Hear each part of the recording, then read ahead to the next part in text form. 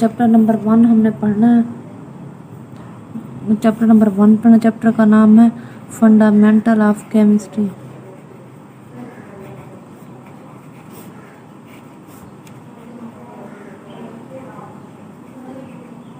आज का हमारा टॉपिक है compound. What is compound? Compound किसे कहते हैं? कंपाउंड क्या चीज़ है? कंपाउंड की डिफाइन किस तरह का है? कंपाउंड की define, compound is a substance are made up of two और more element chemically compound together in a fixed ratio by a mass, in a fixed ratio by mass।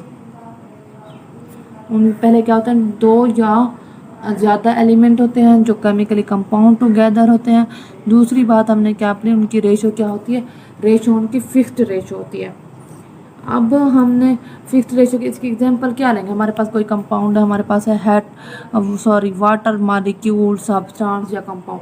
Water है, ये water दो hydrogen और एक से oxygen atom से मिलकर बना हुआ है। दो हाइड्रोजन और एक ऑक्सीजन एटम से मिलकर बना हुआ है। अब हाइड्रोजन का एटॉमिक मास क्या है? हाइड्रोजन का एटॉमिक मास जो है ना 1 है और ऑक्सीजन का एटॉमिक मास 16 है। जबकि हाइड्रोजन के दो एटम्स है तो ऑक्सीजन है 2 हो गई। अब इधर से ऑक्सीजन हो गई 16, इसे 2 पे डिवाइड करेंगे तो ये 1 आ जाएगा। यहाँ पे 1:8 वाली रेशो बन जाएगी। हमारे पास है और कार्बन डाइऑक्साइड। ये क्या? Carbon dioxide, carbon oxygen bond मतलब carbon plus oxygen is equal to carbon dioxide जाके बनेगा। अब कार्बन का एटॉमिक मास है 12 और ऑक्सीजन का एटॉमिक मास है 16, पर 2 एटम है तो ये क्या बन जाएगा? 32 बन जाएगा। हम इसे डिवाइड करेंगे तो कितने? 4 पे डिवाइड करते हैं। 4 पे जब डिवाइड करें 3 आ जाएगा और इधर रेशो किसकी आ जाएगी? 3:8 की बन जाएगी। अब जो जब इन कंपाउंड की जब रेशो फिक्स्ड होगी तो इनकी प्रॉपर्टीज भी स्पेसिफिक प्रॉपर्टीज होगी। प्रॉपर्टीज भी इसकी स्पेसिफिक। इसी तरह फिर इसके बाद के ना जो केमिकल कम्बिनेशन होता है तो मतलब वाटर बनता है जाके हाइड्रोजन से, ऑक्सीजन से। इसी तरह हम आगे जाके देखेंगे कंपाउंड की क्लासिफिकेशन की गई है। कंपाउंड को 2 क्लासेस में तकसीम किया गया। वो क्लासेस कौन कौन सी हैं? वो है आयनिक कंपाउंड,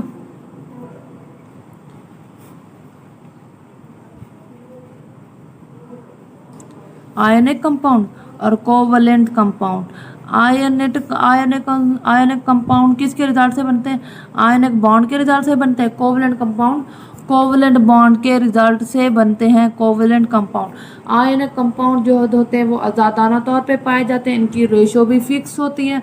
आज़ादाना तौर पे पाए जाते हैं। और इसमें क्या होता है, जो मुख्तलिफ चार्ज आयन वाले जो चार्जेस वाले एटम्स होते हैं क्या करते हैं? एक दूसरे को अट्रैक्ट करते हैं। अट्रैक्ट करने के बाद उसके रिजल्ट में आयनिक कंपाउंड जाके बनता है। इसकी हम एग्जांपल लेंगे। आयनिक कंपाउंड की एग्जांपल हम क्या लेंगे? NaCl। हमारे पास सोडियम क्लोराइड है। सोडियम के आउटर मोस्ट शेल में 1 इलेक्ट्रॉन मौजूद होता है और क्लोरीन के आउटर मोस्ट शेल में 7 इलेक्ट्रॉन मौजूद होते हैं। तो क्लोरीन अपना ऑक्टेट कंप्लीट करने क्या करेगा? सोडियम से 1 इलेक्ट्रॉन लेगा। जब लेगा तो सोडियम के ऊपर जाएगा पॉजिटिव चार्ज और क्लोरीन के ऊपर नेगेटिव चार्ज आएगा। जब ये मिलेंगे तो क्या जाके बनेगा? सोडियम क्लोराइड जाके बनेगा। मतलब क्या है? सोडियम क्लोराइड जाके बनेगा। किसके रिजल्ट में जाके बनता है? आयन के रिजल्ट में जाके बनता है सोडियम क्लोराइड। आयन के रिजल्ट में जाके बनता है। अब जब आयनिक कंपाउंड, ये कंपाउंड जो थे, इन कंपाउंड को किस तरह रिप्रेजेंट करते हैं? इनको रिप्रेजेंट करते हैं फार्मूला यूनिट से। रिप्रेजेंट करते हैं किसे? रिप्रेजेंट करते हैं बाया फार्मूला यूनिट।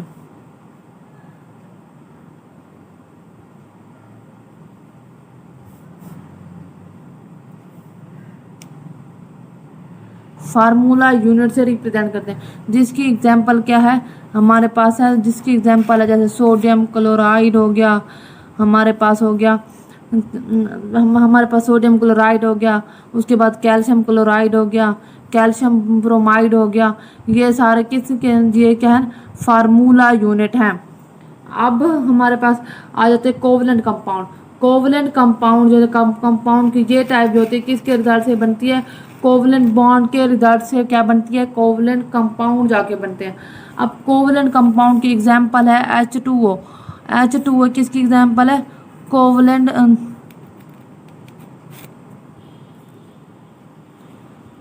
कंपाउंड की क्या है, कोवलेंट कंपाउंड की एग्जांपल है। अब H2O जब बनेगा जाके तो ये एग्जिस्ट करते हैं, कोवलेंट कंपाउंड मॉलिक्यूल की फॉर्म में एग्जिस्ट करते हैं। किसकी फॉर्म में एग्जिस्ट करते हैं, मॉलिक्यूल की फॉर्म में एग्जिस्ट करते हैं। और इसको अब जब कोवलेंट कंपाउंड को क्या करेंगे, अब H2O है, हाइड्रोजन के आउटर मोस्ट शेल में 1 इलेक्ट्रॉन मौजूद होता है और ऑक्सीजन के आउटर मोस्ट शेल में 6 इलेक्ट्रॉन मौजूद होते हैं। हाइड्रोजन के आउटर मोस्ट शेल में क्या होता है, 1 इलेक्ट्रॉन मौजूद होता है और ऑक्सीजन के आउटर मोस्ट शेल में कितने इलेक्ट्रॉन मौजूद होते हैं, 6 इलेक्ट्रॉन मौजूद है। तो क्या करेंगे, ये अपना 1 इलेक्ट्रॉन, इधर से भी हाइड्रोजन 2 है ना इसके साथ अटैच होते हैं, तो क्या करेंगे ये अपना इलेक्ट्रॉन शेयर करेंगे ऑक्सीजन के साथ, शेयरिंग करेंगे ऑक्सीजन के साथ। तो शेयरिंग जब करेंगे तो क्या इसका रिजल्ट में H2O जाके बनेगा, H2O मॉलिक्यूल जाके बनेगा। अब जब कोवलेंट कंपाउंड होते हैं इनको रिप्रेजेंट करते हैं, कोवलेंट कंपाउंड को के फार्मूले को, कोवलेंट कंपाउंड के जो फार्मूले को रिप्रेजेंट करते हैं वो मॉलिक्यूलर फार्मूले से, जिससे मॉलिक्यूलर फार्मूले से रिप्रेजेंट करते हैं।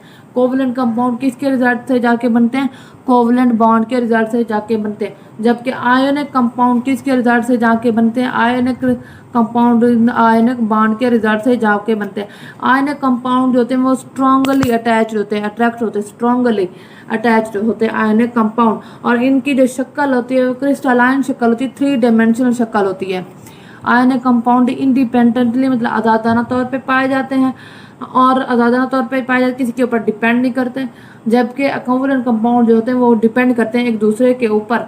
अब उनको आयोनिक कंपाउंड होते हैं उनको क्रिस्टल फॉर्म में पाए जाते हैं, 3 डायमेंशनल होते हैं और जो सराउंडिंग में 3 डायमेंशनल पाए जाते हैं। चार्ज वाले आयन जब एक दूसरे को अट्रैक्ट करते हैं तो क्या बनते हैं, आयोनिक कंपाउंड जाके बनता है, वो क्या होता है स्ट्रांगली अटैच्ड होते हैं और हाई, और इनका मेल्टिंग और बॉइलिंग पॉइंट हाई होता है, high melting and boiling point होता है किसका, आयोनिक कंपाउंड का।